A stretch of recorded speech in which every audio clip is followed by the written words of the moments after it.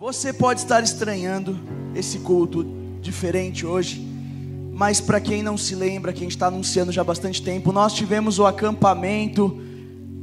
Vocês estão vivos ainda, adolescentes, jovens? Nós tivemos o acampamento agora nesse final de semana. Estamos retornando direto aqui para o culto. E na verdade nosso acampamento não acabou. Nós estamos continuando junto com vocês esse acampamento. Por isso o apóstolo deu a oportunidade para a gente realizar o culto aqui quase que por completo, né? Então por isso hoje quem vai trazer um pouquinho do clima de lá para vocês serei eu mesmo. Então que vocês possam realmente sentir aquilo que a gente sentiu por lá. E na verdade absorver coisas novas que eu vou estar trazendo agora para fechar esse momento especial que nós tivemos desse acampamento 2024. Amém? Qual que foi o tema do acampamento, NG Hunters? Fala mais alto para a igreja ouvir. Ruiós. O que é ruiós, pastor? Que negócio é esse? Que coisa mais estranha? Que nome diferenciado? Sim, é um nome bem diferenciado mesmo. Ruiós é uma palavra que vem do grego. Então para nós vai ser uma palavra estranha mesmo, diferente. Porém, é uma palavra que tem tudo a ver com tudo aquilo que a gente vive, com tudo aquilo que a gente fala, com tudo aquilo que a gente tem nas nossas vidas. Amém? E como vocês podem ter visto na nossa camiseta, aqui a gente tem um fruto. Nós falamos muito desse acampamento sobre maturidade,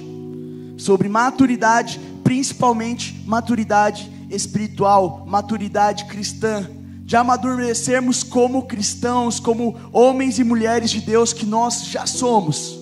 Amém? E o que acontece?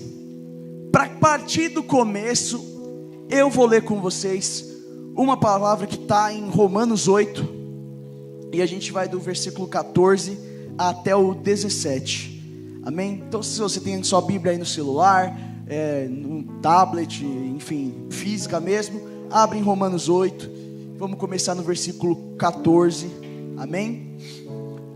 E é o seguinte: falar sobre a parte de amadurecimento, falar sobre a parte de crescimento, tem tudo a ver, não só com jovens e adolescentes que vivem isso do ponto de vista do crescimento da idade, do amadurecimento da idade mesmo, como homens e mulheres na sociedade, mas também tem tudo a ver com homens e mulheres que estão crescendo na presença de Deus, que é a igreja como um todo. Amém? Porque a gente vê lá na Bíblia, ali nos evangelhos, que Nicodemos, que era um cara já super experiente, era um cara estudioso do judaísmo ali, da palavra, ele chega e se espanta com o que ele ouve sobre o que ele tem que fazer para viver esse novo tempo com Jesus. Ele ouve o seguinte: necessário vos é nascer de novo. E nesse momento, mesmo Nicodemos já sendo ali com certeza adulto, ele já deveria ser até um ancião, ele para e pensa, fala: meu, como eu, sendo um homem já crescido, posso voltar para o ventre da minha mãe? Não dá, não tem como, então é impossível para mim. Mas não, aí tem o complemento: aquele que não nascer da água e do Espírito. Então você tem que nascer da água e do Espírito, tem que nascer daquilo que realmente é espiritual. E nós estamos aqui para um crescimento espiritual, para um amadurecimento de um povo escolhido e eleito por Deus. Amém? Então vamos ler aqui em Romanos 8,14, diz o seguinte: porque todos os que são guiados pelo Espírito de Deus, esses são filhos de Deus.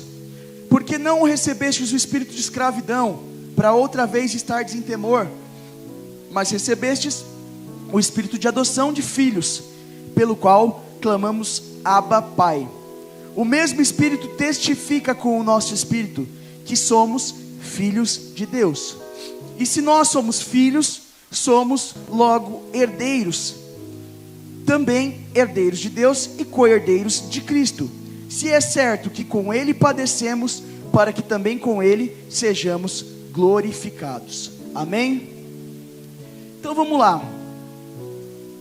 O que significa a palavra ruios, na verdade? Significa filho. Beleza, bacana, pastor, mas o que tem de tão grande nisso?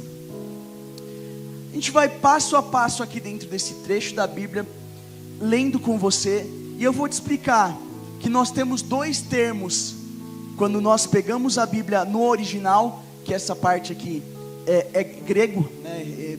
Da parte principalmente das epístolas, a maioria delas foi escrita em grego. Então, quando nós pegamos a base original, nós temos a palavra filho, mas se nós pegamos o original, filho, nós temos duas palavras ao invés de uma só. Em português é filho, mas em grego tem duas palavras. Eu vou explicar melhor. Se a gente falar de ruios, nós estamos falando de filhos maduros. Filhos, até pesquisando um pouco mais a fundo, eu achei um pouco mais de coisas explicando esses filhos maduros.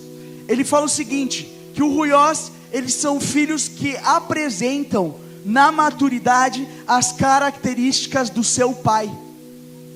Então, assim, se você olha para uma pessoa e fala, nossa, esse menino é a cara do pai, filho de peixe, peixinho e coisas do tipo que a gente já ouve falar, a gente estaria falando de um ruios, sem envolver lado espiritual, sem nada disso. A gente só está falando o seguinte: se é um filho que puxa as características, os traços, os jeitos do pai, ele é um ruios, ele é um filho que é considerado maduro.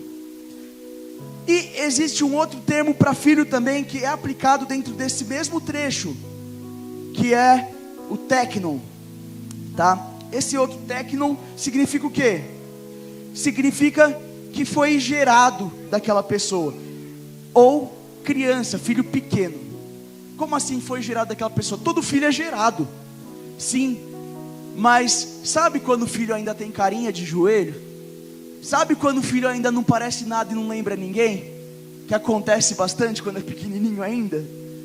Ele é lindinho, ele é fofinho, mas parece com o pai ou com a mãe. Aí vem aquela briga, o nariz é do pai, as orelhas são da mãe, os olhos são da avó. Não, peraí. Então ele é um filho que ainda é pequenininho, porque ele não tem as características fortes do seu pai.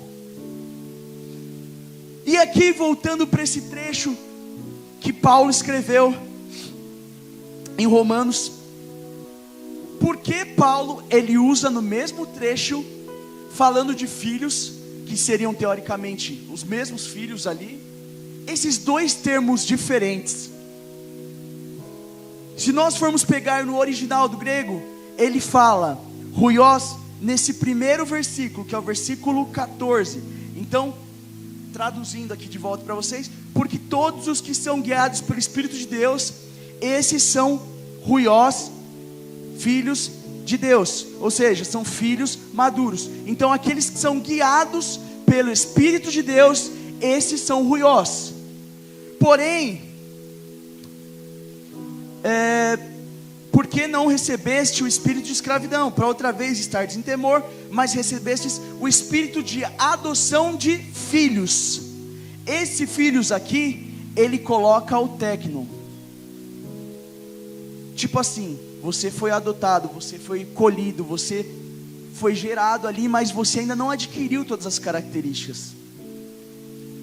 Ou seja, no momento ele fala de um ruios, de um filho que é guiado pelo Espírito de Deus, ou seja, obedece, ouve a voz e vive como alguém que está de acordo com Deus. No outro momento ele fala de teknon, que é um filho novinho, um filho criança, um filho pequeno, que ainda não tem essa habilidade toda, mas ele fala que esse filho, ele foi recebido com o espírito de adoção, ou seja, esse filho ainda não tem o seu próprio esforço para ser o filho. Tá bom, pastor, legal, bacana. E os outros filhos que ele fala aí, daqui para baixo ele fala tudo como teknon. Então ele fala, espírito de adoção de filhos, pelo qual clamamos Abba Pai. Até porque o Abba Pai, ele sabe quando o filho ele fala papai, papá, papá, sabe, começa a falar, ainda não tem habilidade de falar papai, mamãe. é como se fosse aquele gemidinho, aquele grunhido do neném. Papapá, mamã. Esse aba, ele vem da parte mais hebraica ali, mas é utilizado até hoje. O aba, como ele vai falar, tipo assim, como papai, como uma forma carinhosa, porque é o jeito que o neném consegue falar. O mesmo Espírito testifica com o nosso espírito que somos filhos de Deus. Ou seja, esse filhos aqui é tecnon, tá? E se nós somos filhos, tecnon, logo nós somos herdeiros, também herdeiros de Deus e co-herdeiros de Cristo, se é certo que com Ele padecemos, para que também com Ele sejamos glorificados. Amém? Então é o seguinte, o que ele está falando aqui? Você acabou de aceitar Jesus, você é o tecno, você acabou de nascer, você é um bebezinho.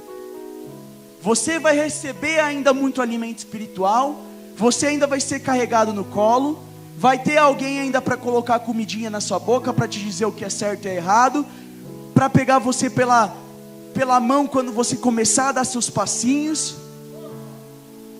Mas, a partir do momento que você é guiado pelo Espírito Santo, que você já teve uma maturidade, você já viveu experiências, você começou a ter o Espírito Santo audível para você, ele fala com você, você tem ele na tua vida diariamente, você vira um ruiós, você vira um filho que já começa a ter as suas escolhas, começa a ter o seu jeito, já começa a ser maiorzinho, mais maduro. Bom, amém, pastor, vamos lá, então vamos continuar.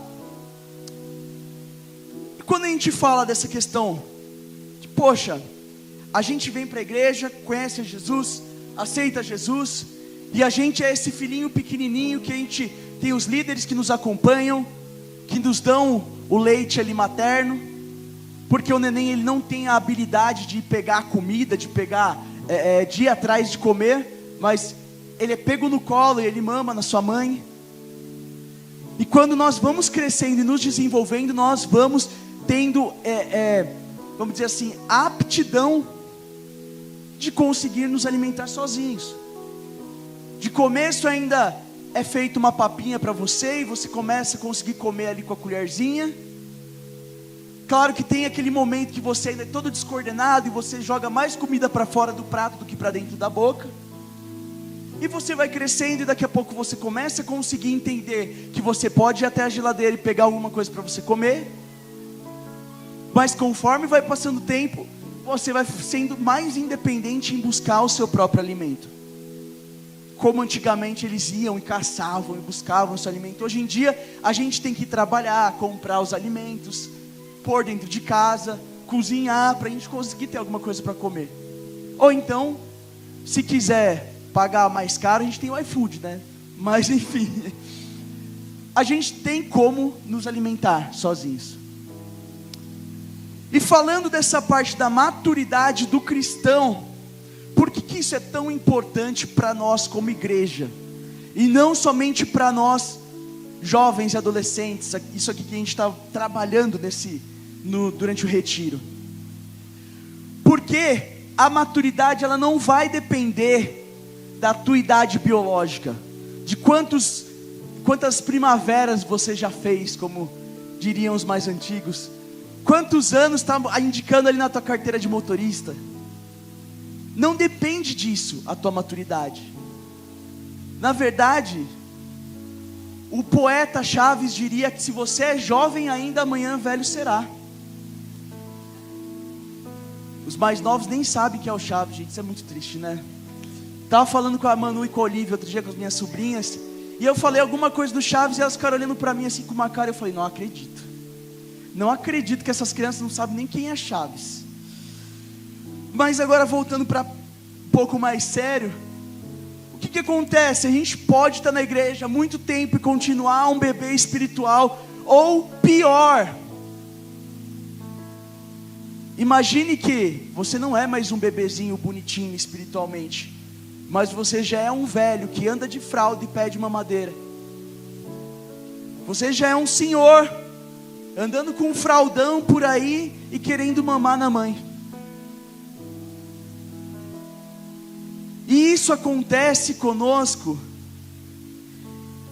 principalmente quando nós não desenvolvemos o hábito de buscar por nós mesmos esse alimento espiritual, essa maturidade espiritual. A maturidade espiritual, ela não vem pelo tempo de casa, pelo tempo de igreja que você tem, pelo tempo de convertido que você tem, mas ela vem pela quantidade, pelo tempo de experiências com Deus que você tem. Se você vive grandes experiências com Deus, se sua busca é intensa, se você vai profundo em Deus, você vai amadurecer, você vai aprender os trejeitos do seu pai. Como que você vai ficar parecido o jeito de falar com teu pai? Eu muitas vezes falo, poxa, você, o Felipe, o Henrique, vocês falam tudo igual. Às vezes liga, tem um menino que eu conheci que é amigo do Felipe lá do CFNI, da época que ele estudou em Dallas. E aí a gente pegou amizade e tudo, e quando ele fala no telefone comigo, ele sempre fala, meu Deus, parece que eu estou falando com o Felipe. O Felipe é meu irmão, tudo bem, mas como que a gente pode ser tão parecido? É de andar junto, de ter a parte biológica, claro, de ter nascido como um técnico ali, da mesma fabriquinha, da mesma mãe, do mesmo pai, sim, mas principalmente por nós caminharmos lado a lado por um determinado período de tempo. E se você olha e fala assim, não, ele realmente fala parecido com o pastor Henrique, eu falo parecido com o apóstolo, tem toda a justificativa, porque a gente anda grudado. E como você vai querer ser parecido, amadurecer, para ser um ruiós, que é dito, como eu falei para vocês, é um filho maduro, mas é um filho que apresenta fortemente as características do seu pai. Como você quer apresentar as características do seu pai, de comportamento, de jeito de ser, de como faz, se você não anda com ele, se você não tem experiência com ele, se você não tem momentos a sós com esse pai? Ninguém pode fazer por você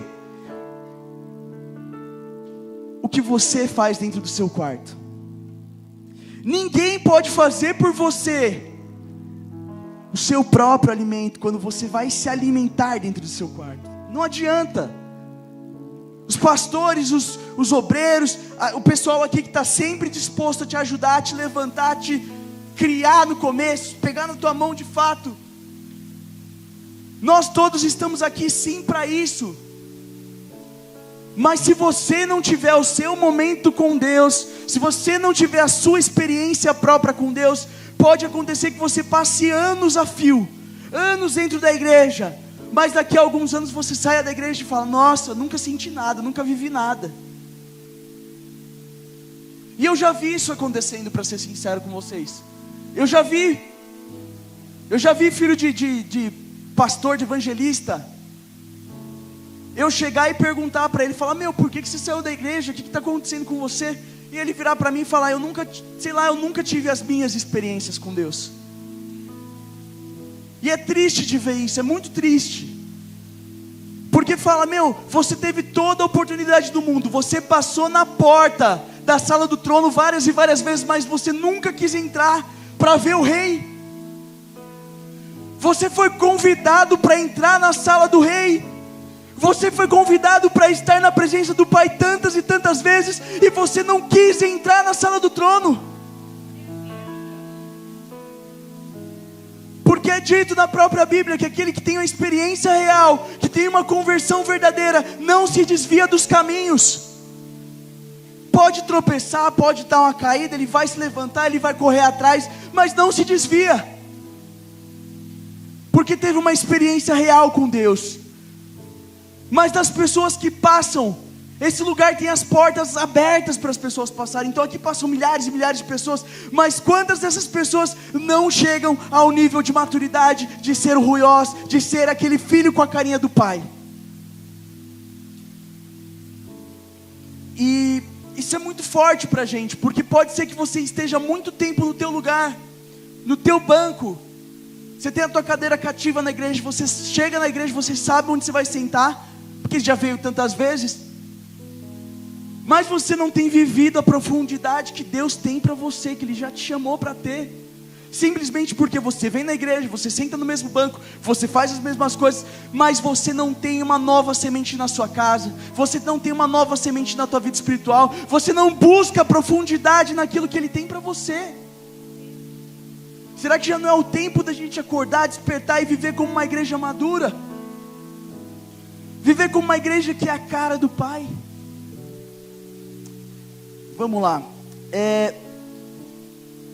Bom, e eu estava estudando um pouco, né? Principalmente como a gente trata com os adolescentes, né? E uma coisa que é muito engraçada é que a idade da maturidade, mesmo falando como seres humanos, como sociedade mesmo, tem mudado. E isso é até em partes preocupante, porque pensa o seguinte: é só você parar um pouquinho e ver como era a vida dos seus pais. É só você parar um pouquinho e ver como era a vida dos seus avós, para aqueles que são mais novos. Quando tinha lá os seus 14, 15 anos, seus pais já estavam trabalhando, já estavam correndo atrás, já estavam fazendo alguma coisa. Agora os nossos adolescentes com 14, 15 anos, eles estão assistindo TikTok. E eu não estou falando nada contrário, porque a sociedade nem permite que eles trabalhem mais. Hoje ele pode fazer um curso, claro, pode fazer coisas muito úteis e maravilhosas para o futuro dele, mas a própria sociedade foi sendo construída para que a adolescência fosse estendida e a maturidade fosse mais tardia. Se a gente pegar, por exemplo, os hebreus, o povo de Israel, lá atrás, a gente falava que um menino se tornava homem, se tornava um adulto já considerado aos 13 anos, quando ele passava pelo bar mitzvah. Era uma festa que ele pulava da sua infância para direto à vida adulta. Ou seja, não tinha essa fase de adolescência. Isso foi sendo criado e expandido com o tempo. Hoje, um adolescente, para a maioria dos estudos, é considerado até 19 anos. Com 19 anos já está fazendo muita coisa, já pode estar vivendo muita coisa, já pode ser maduro com 19 anos. Mas não para a sociedade que a gente vive atualmente. E o mais doido é que eu estava pesquisando, como eu falei para vocês, e eu achei um estudo recente da Universidade de Cambridge, que é uma universidade gigantesca na Inglaterra. Se não é a maior, é uma das maiores da Inglaterra. E lá fala que, na verdade, agora a adolescência, ela está tendendo a ir até os 24 anos. Então vocês pensem que o adulto só vai ser adulto aos 24 anos. E essa falta da maturidade dentro de uma sociedade que está quebrada, e a gente sabe que está quebrado, porque a gente vê coisas absurdas na sociedade, acaba impactando diretamente dentro da igreja e dentro do nosso comportamento como filho. Se tudo lá fora demora um pouco mais para acontecer, as coisas são mais devagar, nesse sentido de, amadurecer vai demorar mais, eu preciso de um caminho maior para amadurecer, de mais longevidade e tal, aqui acaba acontecendo a mesma coisa. E os nossos meninos, os nossos adolescentes, os jovens, acham que são muito pequenos para fazer as coisas, ou para viver o sobrenatural de Deus na vida deles. E uma coisa que eu sempre falo, eu repito, já falei diversas vezes para eles, é o seguinte: que o Espírito Santo, ele não tem idade. O mesmo Espírito Santo que atua no apóstolo aqui em cima, atua também no menino de 12 anos, de 13 anos. A diferença, é claro, é a maturidade, o grau de profundidade que nós temos no Espírito Santo. Então tudo isso daí vem criando, de fato, eu poderia dizer tipo uma síndrome do Peter Pan. Não sei se vocês lembram do Peter Pan, é um personagem de desenho animado da Disney, mas ele era um menino que não crescia. Era um menino que ele queria ser criança para sempre. Era aquele que tinha um chapeuzinho verde, ficava voando, tinha fadinha, enfim.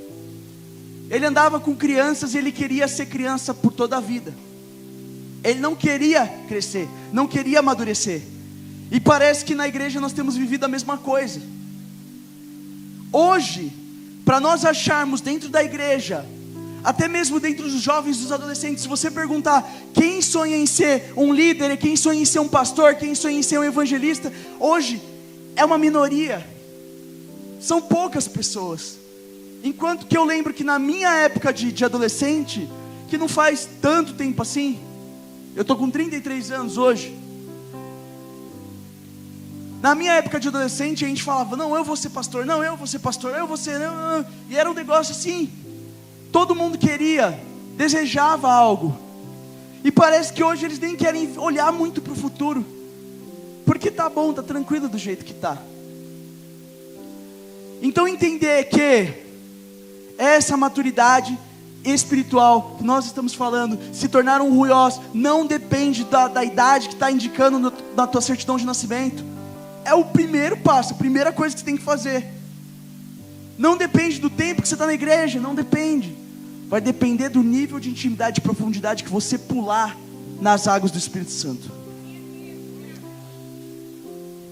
E assim, falando de maturidade, maduro, coisa do tipo, na minha cabeça, assim como também do pessoal do apoio do Hunters da NG, a gente lembra de fruto, certo?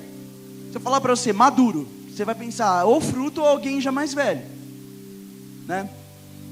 E aí eu comecei a orar e falar com Deus, e eu comecei sabe quando você começa a ir numa profundidade doida assim?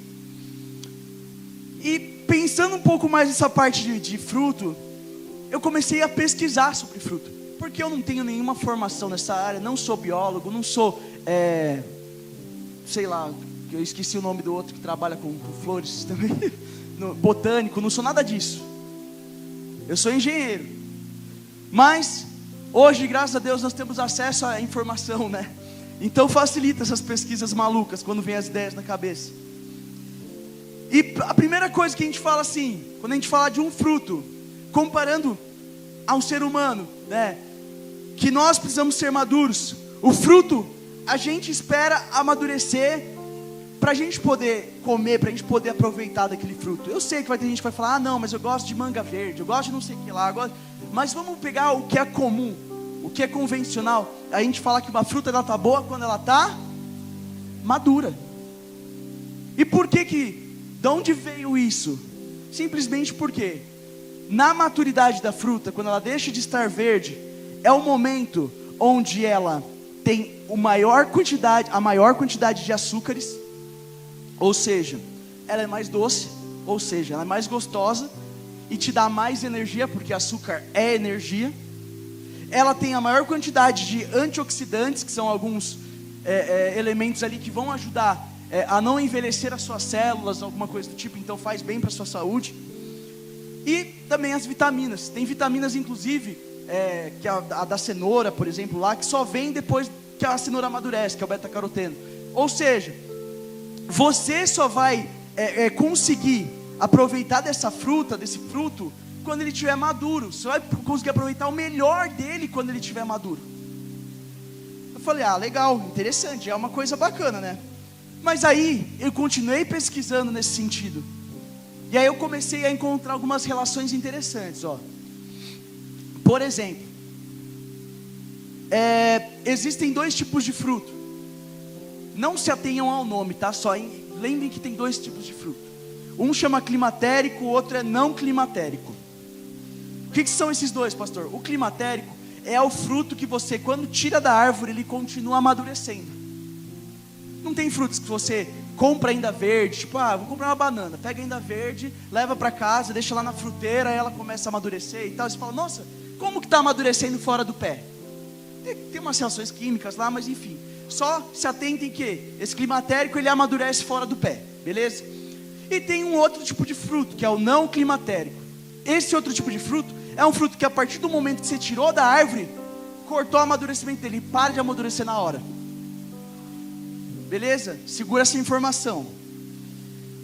Jesus, ele compara ali o povo de Deus com duas frutas ali durante os evangelhos. Ele fala sobre duas árvores de frutas ali durante os evangelhos. Uma delas é a figueira, certo? Que é aquele momento que ele vê a figueira não está com fruto, ele amaldiçoa a figueira e ela seca. E a gente sabe que aquele momento ali, eles correlacionam com a nação de Israel e tudo mais. E com a videira, onde ele fala que ele é a videira verdadeira né? E nós somos os ramos, tal, fomos enxertados, tudo mais, amém? Então, o que dá na figueira é o figo, certo? E o que dá na videira é a uva. E se nós formos pegar esses dois frutos, eles são frutos desse tipo não climatérico, ou seja, são frutos que a partir do momento que você retira da árvore, ele para de amadurecer. Ou seja, você como cristão, fora da igreja, fora do corpo de Cristo, não amadurece espiritualmente. Você conseguiu pegar a profundidade disso aí, da doideira que eu entrei? Ou seja, a partir do momento que você corta ali a alimentação com o corpo de Cristo, porque a videira ali, ele representa exatamente o corpo de Cristo, nós como ramos que dão frutos e tudo mais. A partir do momento que você corta essa ligação, a uva não amadurece mais. Ou seja, se você estiver fora do corpo de Cristo, você nunca vai chegar a ser um filho maduro, nunca vai chegar a ser um ruiós. E o que acontece muitas das vezes quando isso acontece? Os frutos que são verdes ainda, que são colhidos antes do tempo, ou por algum outro motivo ficou verde, eles muitas das vezes apodrecem antes de ser utilizados para alguma coisa. Ou seja, arrancou da igreja, arrancou da árvore, arrancou ali do corpo de Cristo, aquele fruto não vai amadurecer nunca, nunca vai te fazer bem estar longe do corpo de Cristo, mas vai trazer uma podridão em você. E outra coisa, fruto verde, segundo as minhas pesquisas, fruto verde, as suas sementes têm muito menos chance de vingar. Na verdade, eles não plantam sementes de frutos verdes.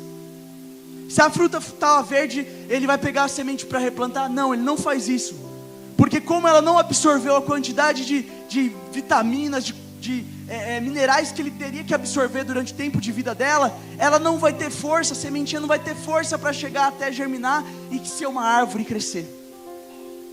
Ou seja, além de tudo, a gente fora do corpo de Cristo, a gente vira inútil. Acaba ali a nossa posteridade. Então, quando a gente fala de sermos maduros, de amadurecermos, não é simplesmente um desejo ou ai nossa, eles querem que a gente cresça para fazer parte da igreja, para fazer parte da obra, para ficar de pé com a mão levantada, para ficar orando pelas pessoas, para trazer mais gente para dentro da igreja. Não é porque a gente quer, é porque se você não amadurece, você morre. Você morre, simplesmente por causa disso. Você vai ser retirado da árvore, porque você está ocupando lugar ali, não que esteja ocupando lugar fisicamente aqui na igreja, mas imagine como uma árvore, quem vai lá podar a árvore, ele arranca os frutos que não amadurecem de jeito nenhum, porque significa que aquele fruto está doente, e ele vai deixar aquele fruto de lado, aquele fruto não vai amadurecer e vai apodrecer. Nossa, pastor, é forte, e é forte mesmo. A gente sabe que assim, quando a gente entra na igreja, a gente é técnico ainda, a gente tem uma paixão que a gente ainda chama atenção muitas das vezes para a gente manter essa paixão, de fato. Mas apesar de termos a paixão, de termos a vontade, a gente ainda não tem as aptidões necessárias para fazer tudo aquilo que um filho maduro tem para fazer. Então por isso é necessário você amadurecer de qualquer forma. Imagine que o neném, ele nasce, ele quer comer, ele num primeiro momento ele chora, ele só sabe chorar. Quando ele aprende um pouquinho mais, você dá alguma coisa na mão dele para ele tentar comer, ele vai ficar lambendo, chupando até que ele consiga comer um pouquinho, mas não vai ser um alimento suficiente para ele ficar vivo. Aí depois passa, você vai dar uma colherzinha na mão dele, ele vai, faz uma mega bagunça e come um pouquinho só. Se você tentar colocar um neném de pé antes da hora, ele vai simplesmente cair, porque ele ainda não está preparado para aquilo. Então se a gente tenta também forçar um amadurecimento, mas sem ter aquilo que é necessário para estruturar o amadurecimento, o crescimento espiritual, vai cair, vai ruir. Porque só a vontade, só o desejo não adianta se não tiver a força que é dada por Deus. Não vai adiantar você simplesmente, nossa, eu amo, é tão fofinho, Deus é tão legal, Jesus é tão lindo, amém. Essa paixão tem que continuar, mas ela tem que crescer a ponto de virar amor. A paixão, quando a gente fala, eu estou apaixonado por alguém, é aquele momento que você acabou de conhecer a pessoa, que é novidade. E a novidade para o ser humano, ela chama atenção. A novidade para o ser humano é algo que chama a atenção dele e fica pensando e cria uma ansiedade e tudo mais. Mas a partir do momento que deixa de ser novidade, aquilo só vai ser mantido na vida daquela pessoa se fez um bem tremendo de fato. Que é o caso, por exemplo, do amor. Você apaixonou pela pessoa, você gostou, ela era bonitinha, lindinha, fofinha, mas aquilo começou a ser maior. Vocês passaram dificuldades e vocês continuaram juntos. Vocês passaram tormentos e vocês continuaram juntos. O tempo veio e você continuou junto. Ela ficou velhinha, enrugada, mas você continuou junto. Ou seja, isso já não é mais só paixão, já cresceu para o amor. O filho técnico, ele pode ser apaixonado, mas o filho ruiós é aquele que ama de verdade. E quando a gente ama de verdade, a gente tem o desejo de viver o resto da vida junto. Quando a gente ama de verdade, a gente não dispensa mais aquilo da nossa vida. Quando a gente ama de fato, a gente não se vê vivendo sem aquilo. E somente quando nós amadurecemos espiritualmente, nos tornamos ruiós, nós começamos a ter esse amor de verdade, de entender, cara, eu não consigo viver sem a presença de Deus, eu não consigo viver sem a presença dEle, eu não consigo viver sem a glória do Senhor na minha vida, porque as experiências que você teve, o tempo que você passou junto, te provou que aquilo é o melhor para você, aquilo é o melhor para a sua vida. Então você não vai ter vontade de largar, de deixar para trás, de ter outra vida. Aleluia. A gente fala o seguinte, né? Eu vou até ler aqui rapidinho. Está em João, Evangelho de João 15, do 2 ao 7. Tá? Vou ler rapidinho, só porque meu tempo já está quase no fim. E fala o seguinte: toda vara em mim que não dá fruto, atira e limpa toda aquela que dá fruto, para que dê mais fruto. Vós já estáis limpos pela palavra que vos tenho falado. Está em mim e eu em vós. Como a vara de si mesma não pode dar fruto, se não estiver na videira, assim também vós, se não estiverdes em mim. Eu sou a videira, vós as varas. Quem não está em mim e eu nele, este dá muito fruto, porque sem mim nada podereis fazer. Se alguém não estiver em mim, será lançado fora, como a vara, e secará, e os colhem e lançam no fogo, e ardem. Se vós estiverdes em mim, e as minhas palavras estiverem em vós, pedireis tudo o que quiserdes, e vos será feito. Ou seja, vamos lá, Jesus fala aqui, que Ele é a videira, Ele é a árvore principal, e nós somos os ramos, e que de nós saem os frutos, dos ramos saem os frutos, certo? Se a gente for depois em Paulo, eu vou falar rapidinho, mas depois pode pesquisar tranquilamente. Se a gente for em Paulo, ele fala o seguinte, que os gentios, que são as pessoas como nós, que não nasceram na nação de Israel, mas aceitaram a Jesus como Senhor e são salvos por esse sacrifício, são como enxertos na videira. Nós fomos enxertados na videira. O que é ser enxertado? Imagina que tem ali um galinho em outra árvore, você pega aquele galinho e conecta nessa árvore maior, e depois de um tempo, fazendo todo um trabalho ali, acontece que a seiva, né, que é o sanguinho da árvore, começa a passar nesse galho, e esse galho se torna parte dessa árvore, e ele dá os frutos como a árvore, faz tudo igualzinho junto com a árvore. Então Jesus está falando o seguinte, que nós somos os galhos que tem que dar os frutos nessa videira. E Paulo fala que nós fomos enxertados. Significa que é o momento que a gente é enxertado na videira, é como se fosse o momento que a gente nasce espiritualmente, que você aceita Jesus, que você é um técnico.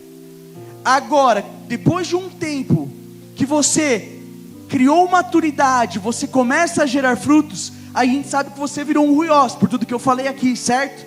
Mas olha que interessante, mais uma confirmação de que tipo assim, se você não amadurecer, você vai ser lançado fora. É que ele fala o seguinte: a vara que não dá fruto, o que ele faz? Corta fora. E quem corta fora?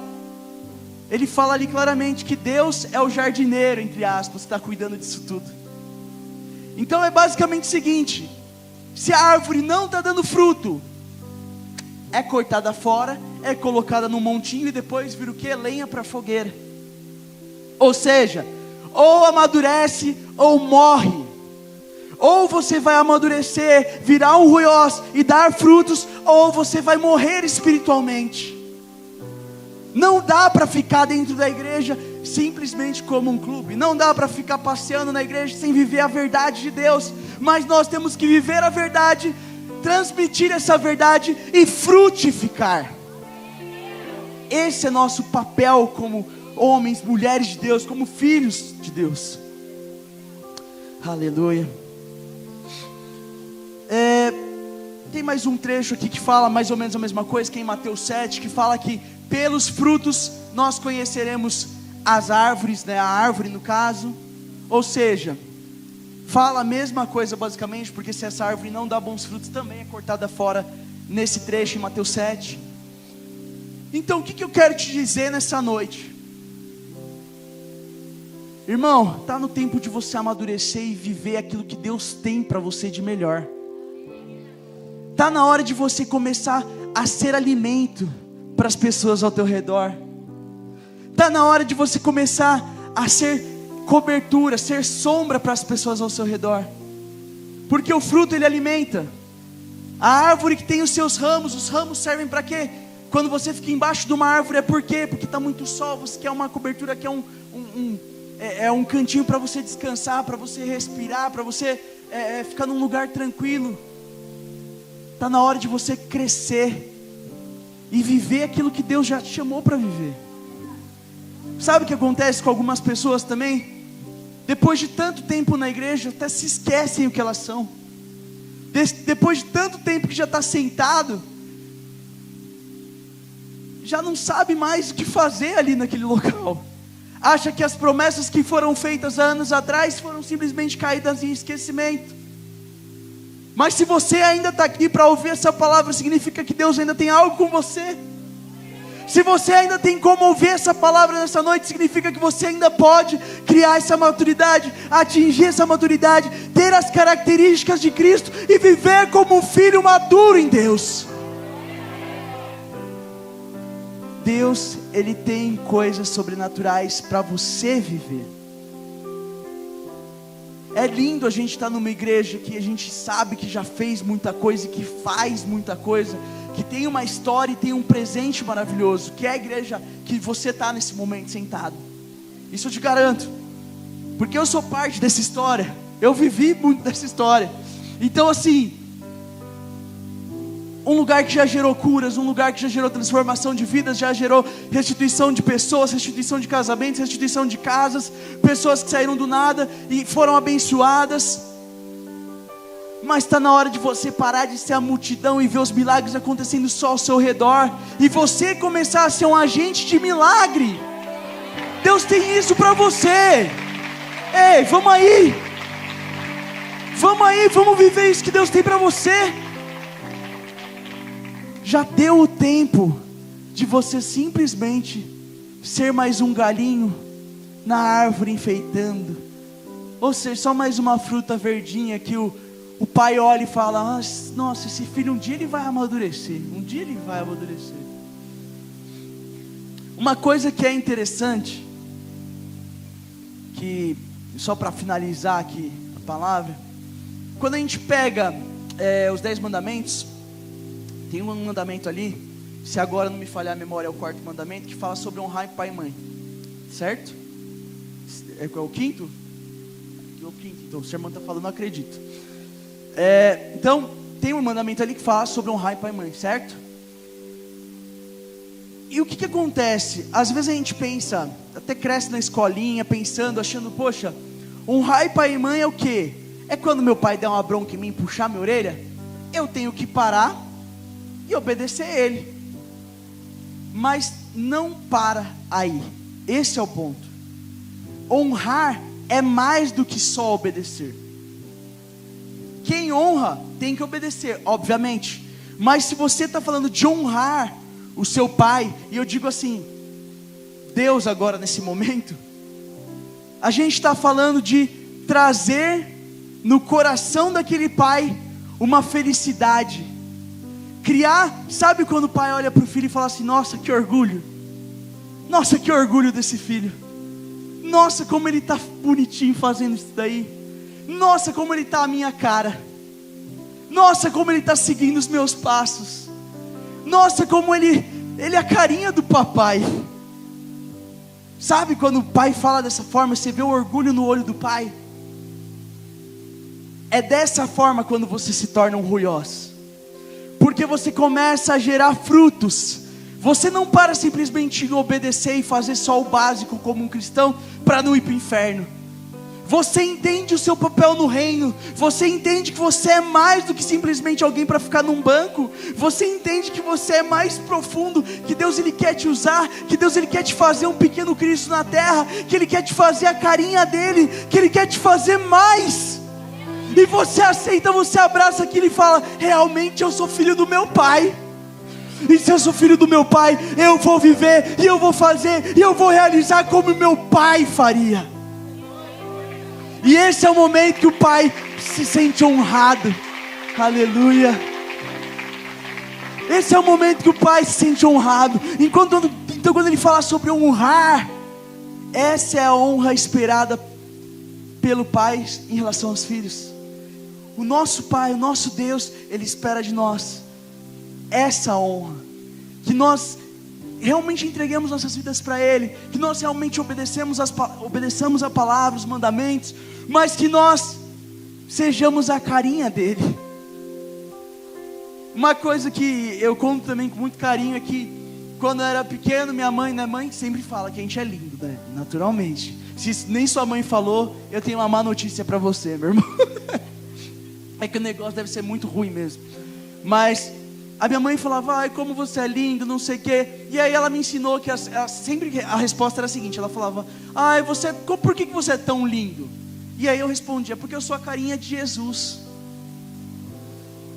Toda vez que ela falava, ai, por que você é tão lindo? Minha mãe, ela tá com uma virosezinha, né? Então, mãe, que está nos assistindo aí em casa, um beijo para você. Mas é basicamente isso que Deus quer da gente. Ele quer que você também tenha no seu coração o desejo de ser a carinha de Jesus. Ele quer que você fique feliz quando Ele virar para você e falar, quem é você? Ele fala, eu sou a carinha de Jesus. Porque a partir do momento que você vira o ruiós, você tem as características do seu pai. Você é imagem e semelhança. E você cumpre aquilo que você foi criado para fazer. Quer viver tudo que Deus tem para você.